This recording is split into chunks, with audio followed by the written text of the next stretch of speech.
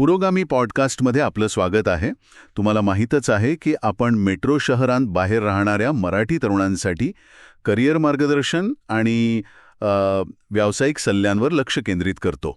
हो, आणि याच संदर्भात आपण कोडिंगशिवाय आयटी क्षेत्रातल्या नोकऱ्या शोधत आहोत. बरोबर. आणि आपल्या श्रोत्यांसाठी आम्ही आणखी एक संधी घेऊन आलो आहोत. मागच्या वेळी आपण UI/UX डिझायनर पदांबद्दल बोललो होतो. आज आपण बिझनेस ॲनालिस्ट आणि त्याच्याशी संबंधित पदांबद्दल बोलणार आहोत. लोकांसाठीची नोकरी आहे. खरंय, पण आज आपण हेच पाहणार आहोत की हे चित्र कसं बदलत आहे. विशेषतः महाराष्ट्रातील आपल्या तरुणांसाठी, जे कॉमर्स, आर्ट्स किंवा अगदी सायन्स पदवीधर आहेत. अगदी बरोबर. बिझनेस ॲनालिस्ट म्हणजे एक दुवा. कंपनीच्या व्यावसायिक गरजा म्हणजे बिझनेस नीड्स आणि टेक्नॉलॉजी टीम यांच्यातला हा एक महत्वाचा दुवा असतो. म्हणजे एक प्रकारचा पूल. परफेक्ट. आणि या कामात कोडिंगपेक्षा संवाद कौशल्य, समस्या सोडवण्याची क्षमता आणि विश्लेषणात्मक विचार जास्त महत्वाचा असतो. चला तर मग सुरुवातच तिथून करूया. एखाद्या बिझनेस ॲनालिस्टला नक्की काय करावं लागतं? आपल्याकडे नागपूरमधील ॲक्सेंचर कंपनीच्या नोकरीचं एक उदाहरण आहे. त्यात लिहिलंय की एखाद्या संस्थेचं आणि तिच्या प्रक्रिया व प्रणालींचं विश्लेषण करणं आणि तिच्या बिझनेस मॉडेलचं तंत्रज्ञानासोबत एकत्रीकरण कसं होईल हे तपासणं. बापरे, हे तर खूपच जड शब्द झाले. हो ना. हे सोपं करून समजावून घेऊया. नक्कीच. सोप्या भाषेत सांगायचं तर हे एका डिटेक्टिव्हच्या कामासारखं आहे. अच्छा. हो. पहिलं काम म्हणजे रिक्वायरमेंट गॅदरिंग, म्हणजेच गरजा समजून घेणे. म्हणजे क्लायंट किंवा कंपनीच्या वेगवेगळ्या विभागांशी बोलून त्यांच्या गरजा काय आहेत, त्यांना नक्की काय हवंय हे समजून घ्यायचं. ओके. म्हणजे चौकशी करून माहिती गोळा करायची. मग दुसरं पाऊल काय? दुसरं काम आहे विश्लेषण. म्हणजे मिळालेल्या माहितीचं ॲनालिसिस करायचं. खरी समस्या कुठे आहे हे शोधून काढायचं. धागेदोरे जोडण्यासारखं. बरोबर. अगदी. आणि तिसरं काम जे खूप महत्वाचे आहे ते म्हणजे डॉक्युमेंटेशन. म्हणजे सगळी माहिती व्यवस्थित लिहून काढणे. हो. यासाठी BRD म्हणजे बिझनेस रिक्वायरमेंट डॉक्युमेंट किंवा FRD असे डॉक्युमेंट्स बनवले जातात. नागपूरमधल्या टेक्नोक्रॅट टेक्नॉलॉजी सारख्या कंपन्यांमध्ये या कामाला खूप महत्त्व आहे. पण हे फक्त कागदोपत्री काम आहे की यालाही काही कौशल्य लागतं? खूप चांगलं कौशल्य लागतं.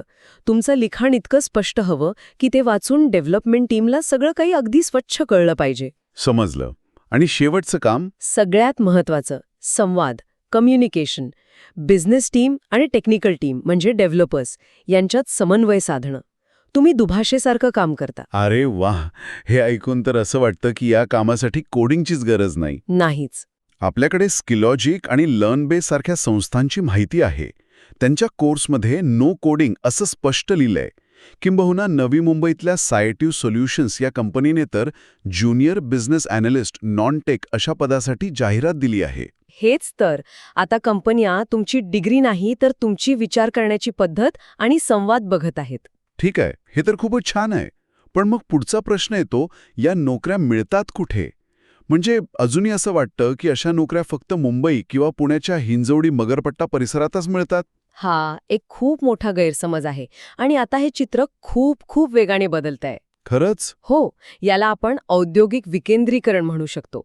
म्हणजे कंपनी आता बाहेर पडत आहेत. उदाहरणार्थ नागपूर? बरोबर. नागपूर आता एक मोठं लॉजिस्टिक्स आणि सर्व्हिस हब बनत आहे. ॲक्सेंचर सारखी मोठी कंपनी तिथे आहे. आणि त्यांची अट काय आहे? त्यांची अट फक्त 15 वर्षांचं पूर्णवेळ शिक्षण आहे, ज्यात 3 वर्षांची पदवी सुद्धा चालते. इंजिनियर असण्याची गरज नाही असं ते स्पष्ट म्हणतात. म्हणजे BCom, BA पदवीधर सुद्धा अर्ज करू शकतात? हो. आणि फक्त ॲक्सेंचरच नाही, क्लिक टू क्लाउड आणि टॅलेंटरेज, टेक्नोक्रॅट सारख्या स्थानिक कंपन्या सुद्धा बिझनेस ॲनालिस्ट पदासाठी भरती करत आहेत. हे झालं नागपूरचं. नाशिकबद्दल काय सांगाल? तिथे तर मॅन्युफॅक्चरिंग जास्त आहे. आणि म्हणूनच तिथल्या संधी वेगळ्या आणि जास्त इंटरेस्टिंग आहेत. नाशिकमध्ये रॉल्स सॉफ्टवेअर सर्व्हिसेस ग्रुप सारख्या कंपन्या स्ट्रॅटेजिक प्लॅनिंग आणि बिझनेस ट्रेंड्सवर रिपोर्ट बनवण्यासाठी ॲनालिस्ट शोधत आहेत. म्हणजे नाशिकच्या इंडस्ट्रीचा कल कुठे आहे याचं विश्लेषण करायचं काम. अगदी. तर पार्श इन्फोटेकमध्ये ज्युनियर डेटा ॲनालिस्ट पदासाठी भरती आहे, जिथे गणित आणि स्टॅटिस्टिक्सची जाण असणारे पदवीधर हवे आहेत. पुन्हा इंजिनिअरिंगची अट नाही. थांबा. आपल्या स्रोतांमध्ये छत्रपती संभाजीनगर आणि कोल्हापूरचाही उल्लेख आहे. हो. आणि तिथल्या संधी तर अजूनच विशेष आहेत. औरंगाबादमध्ये कॅटरपिलर कंपनी क्वालिटी ॲनालिस्ट घेते. कॅटरपिलर? ती पिवळ्या रंगाची मशिनरी बनवणारी कंपनी? तीच. ते फॅक्टरीमधील डेटा मॅनेज करण्यासाठी ॲनालिस्ट घेतात. तर दुसरीकडे Louis Dreyfus company research analyst पदासाठी भरती करते. त्यांचं काम काय असतं? त्यांचं काम आहे पिकांच्या अंदाजाचे विश्लेषण करणं. म्हणजे हवामान, बाजारभाव याचा पिकांवर काय परिणाम होईल हे तपासायचं. अरे वा, हे तर मी कधी आयटीच्या नोकरीशी जोडलंच नसतं. बरोबर. आणि इथेच तर खरी गंमत आहे. या कामासाठी कॉम्प्युटर इंजिनियर जास्त उपयोगी ठरेल की एक BSc ॲग्रिकल्चर झालेला तरुण? अर्थातच ॲग्रिकल्चरवाला. त्याला जमिनीवरचं ज्ञान आहे. अगदी. तुमचा डोमेन नॉलेज हीच तुमची खरी ताकद आहे. म्हणजे हे काम फक्त सॉफ्टवेअर कंपन्यांपुरतं मर्यादित नाही. आपल्या ग्रामीण भागातील तरुणांसाठी त्यांच्या ओळखीच्या क्षेत्रातही संधी आहेत. नक्कीच. ही एक ब्लू ओशन संधी आहे जिथे स्पर्धा कमी आणि संधी जास्त आहेत. ॲग्रीटेक आणि ग्रामीण वित्त याबद्दल काय? ज्या तरुणांची पार्श्वभूमी ग्रामीण किंवा कृषी आहे त्यांच्यासाठी हा सर्वोत्तम मार्ग आहे. जैन इरिगेशन, टेक्नोसर्व्ह आणि द्वारा रजिस्ट्री यांसारख्या संस्थांमध्ये ॲग्री बिझनेस ॲनालिस्ट पदांची खूप मागणी आहे. म्हणजे इथे त्यांचं शेतीतलं ज्ञान कामी येतं. हो, आणि ते इंजिनिअरच्या ज्ञानापेक्षा जास्त मोलाचं ठरतं. आणि सहकार क्षेत्र महाराष्ट्राचा कणा आहे तो. तिथे तर खूप मोठी संधी आहे. महाराष्ट्रात 2.28 लाखांपेक्षा जास्त सहकारी संस्था आहेत आणि त्या सगळ्या आता डिजिटल होत आहेत. अच्छा. आता विचार करा, एका सहकारी बँकेसाठी सॉफ्टवेअर बनवायचं असेल तर त्या बँकेची प्रक्रिया कोण चांगलं समजावून सांगू शकेल? एक इंजिनियर की एक BCom पदवीधर ज्याला सहकार कायदा आणि अकाउंटिंगची माहिती आहे? अर्थातच BCom पदवीधर. म्हणून तर फंक्शनल ॲनालिस्ट म्हणून BCom वाल्यांना मोठी मागणी आहे. आणि सरकारी क्षेत्रात आपले सरकार पोर्टल सारख्या ठिकाणी तिथेही तसंच. सरकारी प्रक्रिया समजून घेऊन त्या डिजिटल करण्यासाठी ॲनालिस्टची गरज असते. हे सगळं ऐकून खूप छान वाटते. पण एक सामान्य पदवीधरानं यासाठी तयारी कशी करावी, कोणती कौशल्य आत्मसात करावीत आणि कुठे प्रशिक्षण घ्यावं, हा खरा प्रश्न आहे. हो, यासाठी एक स्पष्ट रोडमॅप आहे. सगळ्यात आधी आवश्यक कौशल्यांबद्दल बोलूया. उत्तम संवाद कौशल्य, समस्या सोडवण्याची क्षमता आणि विश्लेषणात्मक विचार, हे तर आपण पाहिलंच. आणि काही टूल्स जसं की MS Excel, जिरा, टॅब्लो ही नावं ऐकूनच भीती वाटते. अजिबात नाही. ही फक्त हत्यारं आहेत. MS Excel प्रोजेक्ट मॅनेजमेंटसाठी जिरा आणि डेटा सोप्या पद्धतीने दाखवण्यासाठी टॅब्लो किंवा पॉवर BI ही शिकायला खूप सोपी आहेत. आणि कोर्सेसचं काय? ते खूप महाग असतात का? नाही, आता अनेक परवडणारे पर्याय उपलब्ध आहेत.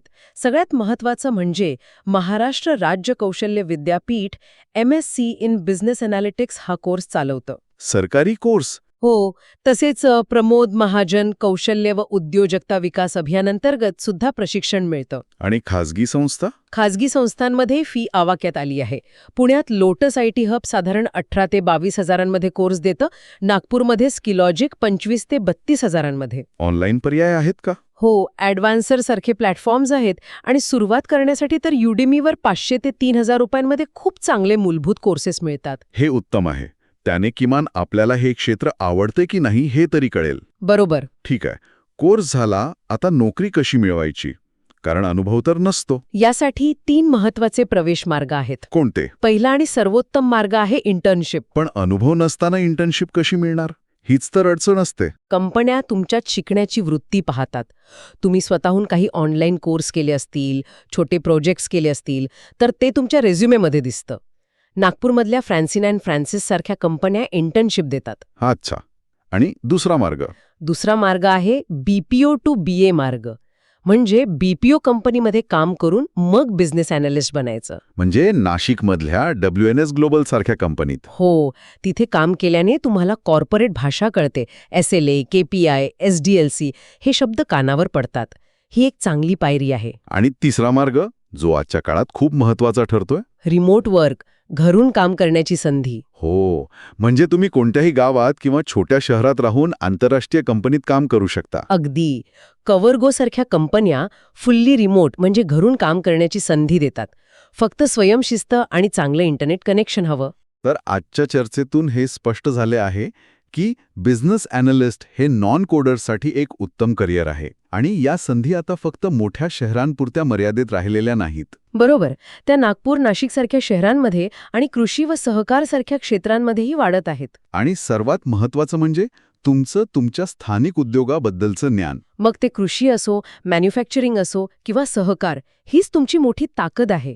एका इंजिनियरला जे माहीत नाही ते तुम्हाला माहीत आहे. आजची चर्चा संपवताना श्रोत्यांसाठी एक विचार. मला कोडिंग येत नाही म्हणून मी IT मध्ये जाऊ शकत नाही. हा विचार करण्याऐवजी माझ्या स्थानिक उद्योगाचं ज्ञान हेच माझं वैशिष्ट्य आहे आणि त्याचा वापर करून मी टेक्नॉलॉजीशी संबंधित नोकरी कशी मिळवू शकेन, असा विचार केला तर बरोबर. तुम्ही तुमच्या परिसरातील आर्थिक आणि औद्योगिक परिस्थितीचा अभ्यास करून अशा लपलेल्या ॲनालिस्टच्या संधी कशा शोधू शकता याचा विचार नक्की करा.